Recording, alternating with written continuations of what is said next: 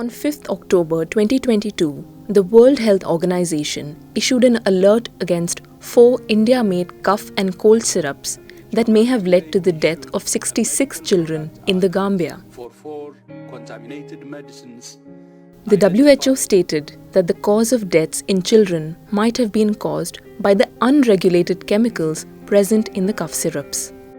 Medical officers in the Gambia flagged the locally sold syrup in July, after children began falling ill with kidney problems a couple of days after taking them. The WHO has issued a medical product alert for 4 contaminated medicines identified in the Gambia that have been potentially linked with acute kidney injuries and 66 deaths among children.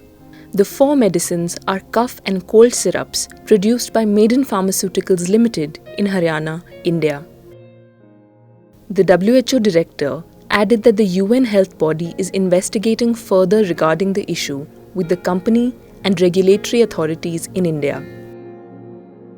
According to reports, 4 products named Promethazine Oral Solution, Kofexmalin Baby Cough Syrup, Makoff Baby Cough Syrup, and Magrip N-Cold Syrup contain unacceptable amounts of diethylene glycol and ethylene glycol.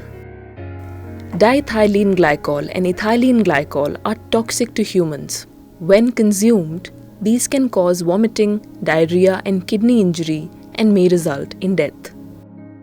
The WHO has recommended that all countries detect and remove these products from circulation. Taking recent events into consideration, the Indian government has also begun a probe into the company.